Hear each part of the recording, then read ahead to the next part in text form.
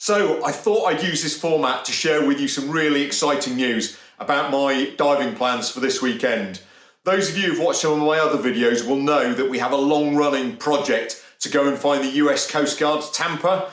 Now, the great news is that we're off this weekend to have another go at looking at it for it, and we've got a new fresh target. So I'm going to tell you all about that in a bit. But before I do that, I just want to let you know a couple of other things that I'm going to talk about. The first thing is to let you know what my two videos that I'm going to produce this week are. The first one is I'm going to do an unboxing for this beautiful little Orcatorch D710. You may have seen me using it on the Scala dive that I've just finished. But yeah, I'm really excited, going to do an unboxing video, and there's an opportunity in that to win that, not that particular one, but an identical one. So anyway, more details about that in a bit. And the other thing I'm going to talk about is my third video this week, which is going to be a dive on the Glass Wreck.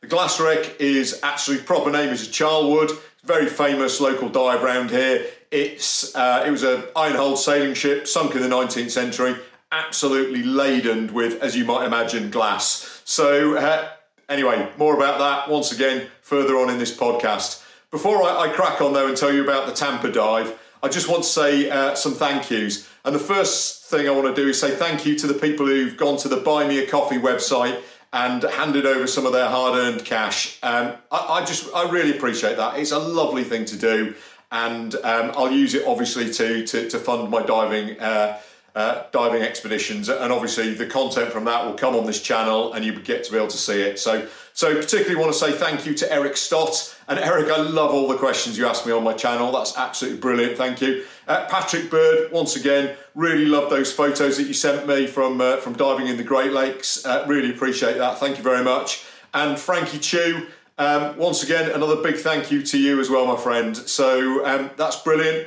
The other people I'd like to thank is basically everybody who watches my channel, everybody who's subscribed, everyone who's liked, everyone who's shared, everyone who's commented, whatever you've done, because it's just been incredible. I've gone over 9,000 subscribers yesterday. I've gone over 900,000 views on my videos, and I've gone over 100,000 hours of watching, people watching my videos. I mean, those numbers are just mind-boggling. And when I started this, I had no idea that I was going to get anywhere close to those things. So all of you have made that happen. So thank you very much. When you're doing this, when you're making a video, you've got no idea if anybody's going to watch it or not. And to get those kind of numbers, to see all the comments and all those sorts of things, just is incredible for my own validation, and makes me want to carry on doing it, frankly. So thank you very much to all of you. So that's a picture of the US Coast Guard Tampa, and that's the vessel that we're going to look for this weekend. We've had loads of goes at looking for it. We've dived all sorts of marks, and if you have a look at some of my videos, the one about the LCT, for instance, that was when we were looking for the Tampa. We found that instead, and there's a whole load of other ones. So it's a target that we've been searching for ages. And when I say we've been searching for it, it's actually the Gasparado's dive team, which is basically centred around Steve and Barbara Mortimer. They've found loads and loads of wrecks around the UK. Barb's is a fabulous researcher. Steve brings the team together. We're lucky enough to be part of the team. So it's Gasparado's dive team. We're looking for the Tampa. This is our third or maybe fourth year in a row when we've been looking for it. So what is the Tampa? Right, the Tampa was a US Coast Guard vessel that was sunk on the 26th of September 1918 by the German submarine UB-91. It's, I think, surprising to many of us that the US Coast Guard were actually here in the UK, protecting convoys, escorting them, trying to sink German submarines. Whereas I guess most people would assume that would be a job for the Navy, but the US Coast Guard didn't feel that at the time, so they had Tampa over here. And when Tampa went down, she went down with 111 members of the Coast Guard on board, 4 US Navy guys, and then 16 passengers, 11 of whom were Brits and 5 of whom were civilians. And this was a huge loss of life at the time. It was even more than were on the Jacob Jones, the United States ship Jacob Jones. And if you've not seen my video on that, I definitely recommend it. So it was a really seminal moment for quite a young nation at the time. So the US Coast Guard have always kept a vessel called Tampa in service ever since. And you can go on their website, you can see they're really proud of their history. They consider this a really important part of it. So, nobody's been able to find it. So we're going to go and have another look for it. And you go, yeah, great. Obviously, you've dived loads of targets. Yeah, fantastic. Well, this time, Barbara, who's our researcher, is really, really confident that she's found it.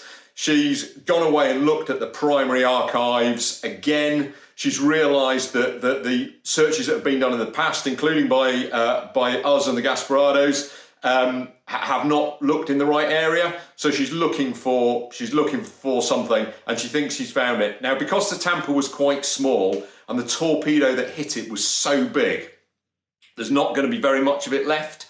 So it was only 60 metres long. The torpedo supposedly blew it in half. That was a report from the Germans. So therefore, we're looking for a relatively small wreck that's in at least 2 pieces. So, and we know it's a long way out. So this is going to be 90, 95 metres deep and 50 odd miles away from shore. So it's going to be a really big dive. And those are the kind of dives that we've been doing in the past while we're looking for it. So, I'm really excited by it because, Barbara is so confident that she's found it this time. We found so many other interesting things while we've looked for the Tampa in the past. And obviously, if we do find the Tampa, it is going to be an absolutely amazing achievement and almost certainly will make headlines around the world. Certainly, I would imagine, in the United States. So that is this weekend's plan. And obviously, we're in that cycle now. It's Monday. We're going to meet up there on Friday. We've got an Airbnb booked. Then it'll be an early start on Saturday and another early start on Sunday. If we find it, we might dive it twice. If we don't find it, we're probably going to have a go at another target. But so we're all planning, we're all waiting, and obviously the key thing we need now is confirmation from the skipper that the weather's okay. We're diving with a guy called Chris Lowe and his boat, Atlantic Diver. Now, he is, it's out of Newquay on the north coast of Devon. He is the guy who has done everything out of Newquay for the past 20 odd years, 20, 30 years. He's a fisherman by background. His son's a fisherman. He's absolutely steeped in the local conditions. So if anybody is going to get us on it, it is going to be Chris. And if anybody's going to make the right call about the weather and all those kind of things, it's going to be Chris. So now often with this kind of diving, people don't publicise what they're going to do. People don't put it out there. But I've spoken to Steve and Barbs about this, and they're very happy for me to do this podcast and to tell you that we're going to go and look for it, all being well, this weekend. So what I'd like you all to do, please, is whatever you do, if you keep your fingers crossed, if you say a prayer, if you, sacrifice animals, whatever it is you do, if you could do it, please, for this weekend, so we get the weather and we get on that mark that is a Tampa, it would be absolutely amazing. Thank you very much, and keep everything crossed. So that's the first thing I wanted to talk to you about on this podcast.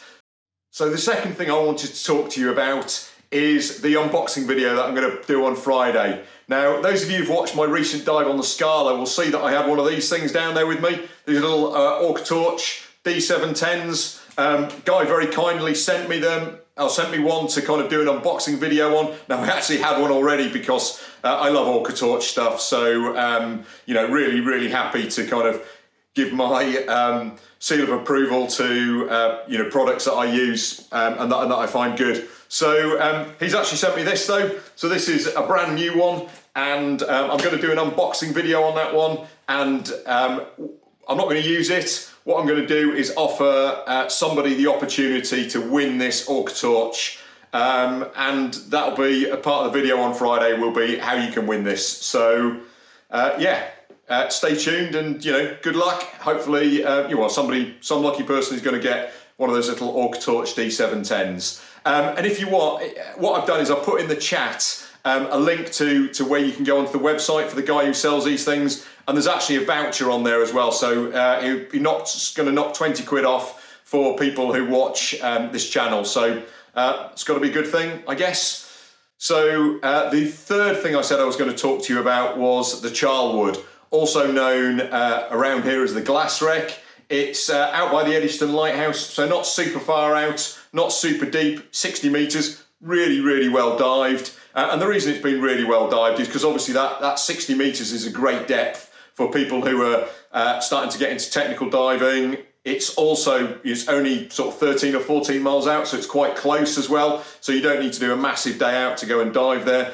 And in the past, I've even combined a dive on that for a technical diver with a dive on a nearby reef called Hand Deep for some recreational divers as well. So it's a lovely dive. And the thing about it is the reason it's called the Glass Wreck is because it was carrying glass from somewhere on the continent, I think to Chile. Now, it wasn't particularly expensive glass. You know, this isn't Waterford crystal or anything like this. This is fairly cheap, everyday glass. In fact, here's an example of one of the things that I've found on it in the past. That's a kind of a decanter, I guess, you know, wine maybe or port or something like that would have had in it. And there's a stopper for it. So obviously that's a nice thing to have. And you also get kind of lots of other bits and pieces, you know, these kind of things as well. So loads of nice bits and pieces on the Charlwood, and on its day when conditions are right, it can be an absolutely wonderful dive. So that is the dive that I'm going to produce and publish on Sunday.